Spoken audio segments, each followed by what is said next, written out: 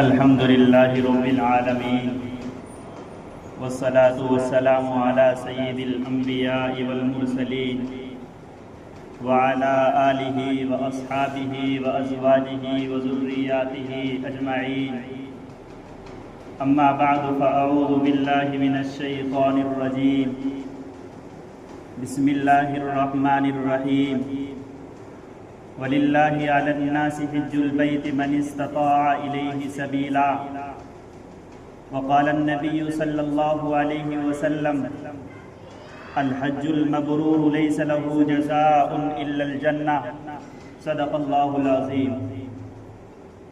میرے بھائیو، بزرگ و دوستو، معزز سامعین اعظام، اللہ رب العزت نے اور خود میرے آقا محمد عربی صلی اللہ علیہ وسلم نے ارشاد فرمایا، اسلام کی بنیاد 5 چیزوں پر رکھی گئی ہے۔ جو اسلام کی جڑیں ہیں، اسلام کی بنیادی اصول ہیں، ان کی بنیاد 5 چیزوں پر رکھی گئی ہے۔ جس طریقے سے ایک مستری، ایک مزدور ایک مکان کی بنیاد کو بڑی مضبوط بنا کر کے چلتا ہے، اس کی نیک کو بڑی مضبوط بناتا ہے تاکہ مکان ٹوٹ نہ جائے، تاکہ آگے چل کر کے کوئی دقت اور دشواری نہ ہو جائے، تاکہ وہ مکان خراب نہ ہو جائے۔ اسی طریقے سے میرے اور آپ کے آقا محمد عربی صلی اللہ علیہ وسلم نے جس دین اور مذہب کو اور جس اسلام کو میں اور آپ مانتے ہیں، اس اسلام کے کچھ بنیادی اصول بتلائے ہیں، کچھ بنیادی چیزیں بتلائی ہیں، ان کو بتلا کر کے اپنی بات ختم کروں گا۔ پہلی چیز یہ ہے کہ اللہ کو ایک مانا جائے اور ان کے محمد عربی صلی اللہ علیہ وسلم کو رسول مانا جائے، اور دوسری چیز یہ کہ نماز قائم کی جائے، نماز کی پابندی کی جائے، تیسری چیز یہ کہ زکوٰۃ ادا کی جائے۔ اللہ رب العزت نے جس آدمی کو 52.5 تولہ چاندی اور 7.5 تولہ سونے کے بقدر مال عطا فرمایا، یا ان میں سے کوئی ایک کسی ایک کی قیمت کو پہنچ جائے، یا تجارت کا مال اتنا مجھے اور آپ کو اللہ رب العزت نے دیا ہے، تو اس کے اوپر ضروری ہے کہ وہ غریبوں کا خیال کرے، 25% نکال کر کے غریب کا خیال کرے، کمزوروں کا خیال کرے، فقیروں تک اس مال کو پہنچائے۔ اور چوتھی چیز یہ ہے کہ رمضان المبارک کے روزے رکھے جائے، اور آخری چیز جو اسلام کی بنیادی اصول میں آخری چیز ہے، وہ آخری چیز یہ ہے کہ حج بیت اللہ کی زیارت کی جائے۔ اسی کے تعلق سے کچھ گفتگو آپ حضرات سے کرنی ہے، مختصر گفتگو انشاءاللہ کروں گا۔ دعا کریں کہ اللہ مجھے صحیح بات کہنے کی اور ہم سب کو اس پر عمل کرنے کی توفیق نصیب فرمائے۔ میرے بھائی بزرگ و دوستو، اللہ رب العزت نے جس بندے کو مال عطا فرمایا ہو، جس بندے کو اتنی دولت عطا فرمائی ہو، طاقت و قوت دی ہو، صحت اور تندرستی دی ہو کہ وہ حج بیت اللہ کر کے آ سکتا ہے، اللہ کے گھر کی زیارت کر کے آ سکتا ہے، وہاں کا طواف کر کے آ سکتا ہے، چکر لگا کر کے آ سکتا ہے، حجر اسود کا بوسہ لے کر کے آ سکتا ہے۔ اللہ رب العزت نے اس کو اتنا مال و دولت عطا فرمایا ہے، اس کو طاقت اور قوت عطا فرمائی ہے، صحت اور تندرستی عطا فرمائی ہے کہ وہ وہاں کا خرچ اٹھا سکتا ہے، سفر کر سکتا ہے، اور جو اپنے بال بچوں کو چھوڑ کر کے جا رہا ہے ان کا بھی خرچ اٹھا سکتا ہے، اپنے بال بچوں کا خرچ اٹھا سکتا ہے، اپنے ماں باپ کا خرچ اٹھا سکتا ہے، اور اس کو حج بیت اللہ کرنے میں کوئی فرق نہیں پڑتا، وہ حج کر کے آ سکتا ہے۔ اللہ رب العزت نے اس کو اتنا مال عطا فرمایا ہے، اتنی دولت عطا فرمائی ہے کہ وہ وہاں جا سکتا ہے، سفر خرچ اٹھا سکتا ہے، اتنی جمع پونجی اللہ رب العزت نے اس بندے کو عطا فرمائی ہے، تو اس بندے پر اللہ کے گھر کا حج کرنا یہ فرض کر دیا گیا ہے۔ نماز کی طرح فرض ہے، زکوٰۃ کی طرح فرض ہے، روزے کی طرح فرض ہے۔ جس طریقے سے اور آپ نماز پڑھ رہے ہیں، ہر مسلمان عاقل بالغ پر فرض ہے، روزہ رکھ رہے ہیں فرض ہے، اسی طریقے سے زکوٰۃ ادا کرتے ہیں ہر مسلمان پر فرض ہے۔ اسی طریقے سے اے مسلمانوں، جس بندے کو اللہ رب العزت نے مال عطا فرمایا ہو، صحت اور تندرستی عطا فرمائی ہو، طاقت اور قوت عطا فرمائی ہو، تو اس بندے پر اللہ کے گھر کا حج کرنا یہ فرض کر دیا گیا ہے، سنت اور مستحب نہیں ہے، بلکہ اللہ کے گھر کا حج کرنا فرض ہے۔ जिस तरीके से नमाज नहीं पढ़ते हो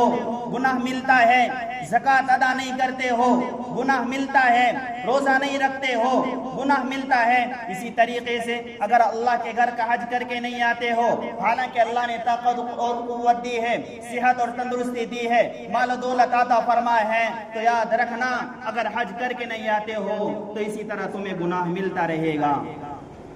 मेरे भाइयों बुजुर्गों दोस्तों,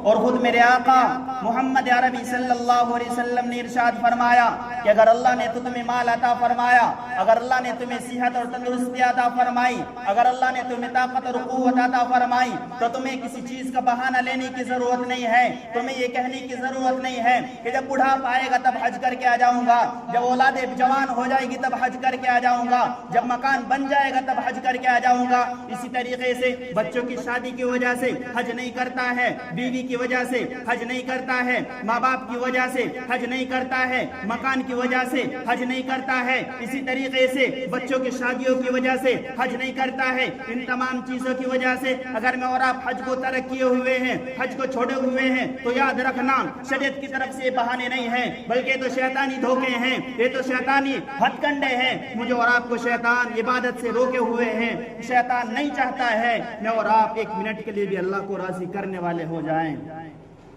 तो ये तो शैतानी धोखे हैं,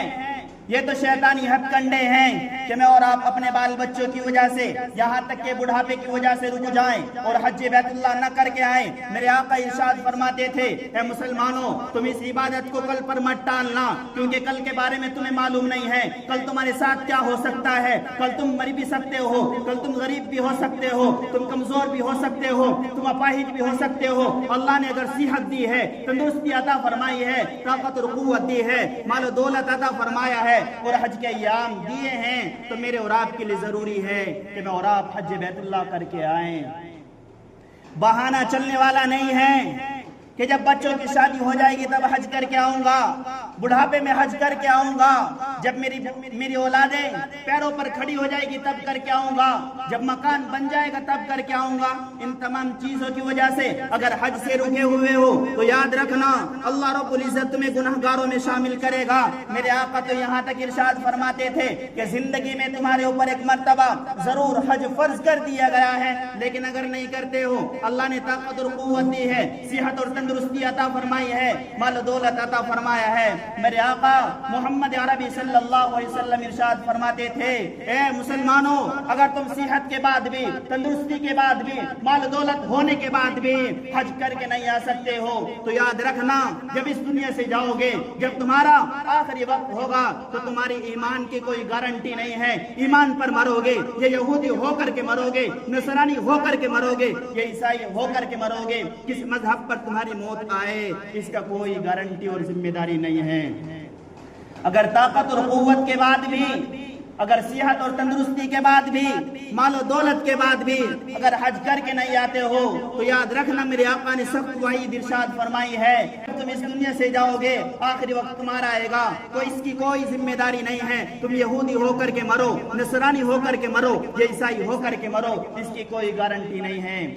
इसलिए मेरे भाई बुजुर्गों दोस्तों, अगर अल्लाह रब्बुल इज्जत ने मुझे और आपको हज के अय्याम दिए हैं और हज के महीने चल रहे हैं, हज के दिन चल रहे हैं, जिस बंदे को अल्लाह ने ताकत और कुव्वत अता फरमाई वो हज बैतुल्लाह की ज़ियारत करके आए, हजर असवद का बोसा लेकर के आए, वहाँ इबादत करके आए, अल्लाह को राजी करके आए और दुआ ये करे कि मैं और आप हज मबरूर अदा करने वाले हो जाएं, हज मबरूर अदा करने वाले हो जाएं, हज मकबूल अदा करने वाले हो जाएं। ये हज मबरूर क्या है? उलमा इरशाद फरमा रहे हैं, हज मबरूर वो हज है जो गुनाहों से पाक हो, जो शोहरत से पाक हो, जो नामुनून से पाक हो, जो तकब्बुर से पाक हो, जो बड़ाई से पाक हो, जो बीवी के करीब जाने से पाक हो, जो शोहरत से पाक हो, तकब्बुर से पाक हो, बड़ाई से पाक हो। अगर मैं और आप ऐसा हज अदा करके आ रहे हैं जो दिखलावे से पाक हो, गुनाहों से पाक हो, तो याद रखना वो हज मबरूर है। और हज मबरूर का बदला आका मदनी इरशाद फरमाते हैं, हज मबरूर का बदला जन्नत है।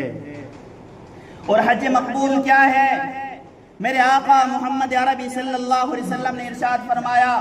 حج مقبول یہ ہے کہ جو گناہ تم حج سے پہلے کیا کرتے تھے، حج پر جانے کے بعد اور حج سے واپس آ جانے کے بعد ان گناہوں کو ترک کر دو، ان گناہوں کو چھوڑ دو، تو سمجھ لینا اللہ نے تمہارے حج کو قبول کر لیا ہے۔ مثال کے طور پر اپنی بات کو ختم کرنے لگا ہوں، حج سے پہلے نماز نہیں پڑھتے تھے، روزہ نہیں رکھتے تھے، زکوٰۃ نہیں دیتے تھے، داڑھی کو کٹاتے تھے، جھوٹ بولتے تھے، دھوکہ دھڑی کرتے تھے، زنا کرتے تھے، چوری کرتے تھے، یہ تمام جو بھی گناہ ہیں اگر حج سے پہلے کرتے تھے اور حج کے بعد بھی ایسے کے ہی ایسے ہیں تو یاد رکھنا اللہ نے تمہارے حج کو قبول نہیں کیا ہے۔ اور اگر حج سے جانے سے پہلے جو گناہ کیا کرتے تھے، نماز، روزہ، زکوٰۃ، ان سب کو ترک کرتے تھے اور حج کرنے کے بعد اگر ان گناہوں کو چھوڑ دیتے ہو، اللہ کی محبت میں وقت گزارتے ہو تو یاد رکھنا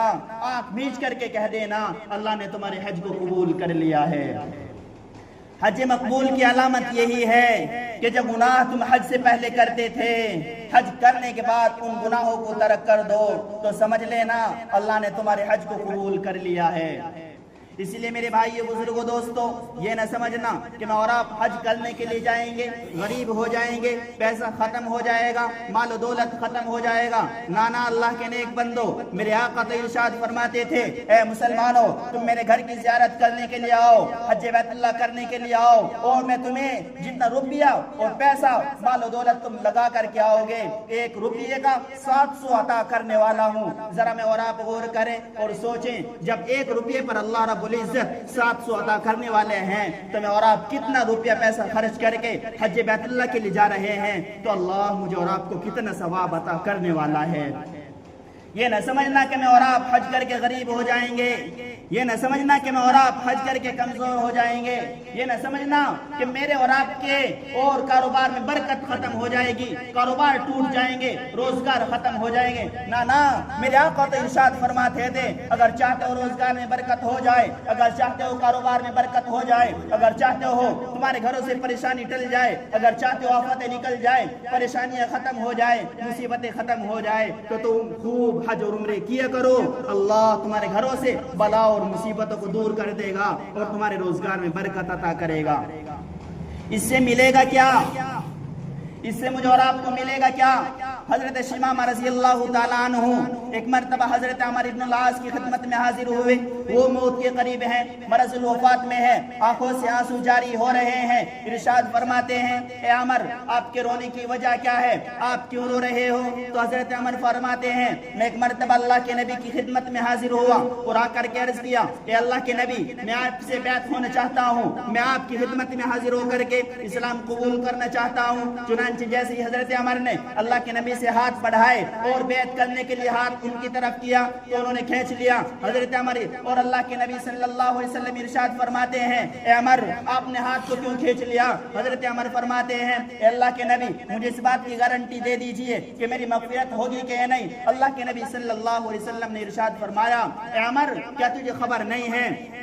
جب بندہ کفر سے اسلام کی طرف آ جاتا ہے، یہاں تک کہ کفر کی اندھیریوں سے اسلام کی روشنی کی طرف آ جاتا ہے، اللہ اس کے تمام گناہوں کو معاف کر دیتا ہے۔ اور دوسری چیز یہ کہ جو بندہ اللہ کو راضی کرنے کے لیے ایک جگہ سے دوسری جگہ کی طرف منتقل ہو جاتا ہے، ہجرت کرتا ہے، اللہ اس کے گناہوں کو بھی معاف کر دیتا ہے۔ اور جو میرے موضوع سے متعلق ہے وہ یہ ہے، جب بندہ حج کر لیتا ہے اللہ اس کے تمام گناہوں کو معاف کر دیتا ہے۔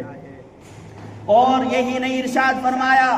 آگے ارشاد فرمایا قمدنی صلی اللہ علیہ وسلم نے، اے مسلمانوں اگر تم چاہتے ہو، اگر تم یہ چاہتے ہو تمہارے کاروبار روزگار ان چیزوں میں برکت ہو تو تمہارے لیے ضروری ہے کہ تم حج کرو، حج بیت اللہ کی زیارت کرو، وہاں اللہ کو راضی کر کے آؤ۔ یہ پریشانیاں یہ مصیبتیں سب ختم ہو جائے گی جب تم وہاں جا کر کے اللہ سے رو رو کر کے دعائیں کرو گے۔ میرے بھائی بزرگوں دوستو، تب میرے اور آپ کے لیے ضروری ہے جس بندے کو اللہ رب العزت نے مال و دولت، صحت اور تندرستی اور طاقت اور قوت اور وہاں جانے کا سفر خرچ جتنی بھی چیزیں اللہ نے عطا فرمائی ہو، تب میرے اور آپ کے لیے ضروری ہے میں اور آپ حج کر کے آئیں، حج بیت اللہ کر کے آئیں، زیارت کر کے آئیں، حجر اسود کا بوسہ لے کر کے آئیں۔ اور اگر طاقت کے بعد بھی، صحت کے بعد بھی، تندرستی کے بعد بھی، مال و دولت کے بعد بھی حج کر کے نہیں آتے ہو تو پھر یاد رکھنا میرے آقا نے سخت وعید مزید ارشاد فرمائی مرنے کے وقت جب اس دنیا سے جائے گا کوئی خبر نہیں کہ تو ایمان کی حالت میں مرے، یہودی ہو کر کے مرے، نصرانی ہو کر کے مرے، عیسائی ہو کر کے مرے، اس کی کوئی گارنٹی نہیں ہے۔ اسی لیے آپ تمام حضرات سے گزارش ہے، اللہ نے جس کو مال عطا فرمایا ہو، دولت عطا فرمائی ہو، صحت اور تندرستی عطا فرمائی ہو، تو خوب اللہ کے گھر کا طواف کرے، خوب حج بیت اللہ کر کے آئیں۔ اور یہی نہیں، میرے آقا نے تو یہاں تک ارشاد فرمایا جب بندہ حج کر کے آ جاتا ہے اللہ اس کو اتنی برکت اور رحمت عطا فرماتا ہے، جب وہ اپنے مکان پر آ جاتا ہے تو اللہ 40 دن بعد تک اس کی نہیں، اگر وہ دوسروں کے لیے بھی دعا کرے گا اللہ اس کی تمام دعاؤں کو قبول کرنے والا ہے۔ میرے بھائیو بزرگوں دوستو، جو باتیں کہی گئی اللہ ہم سب کو عمل کی توفیق نصیب فرمائے، آمین۔ واخر دعواہم ان الحمدللہ رب العالمین۔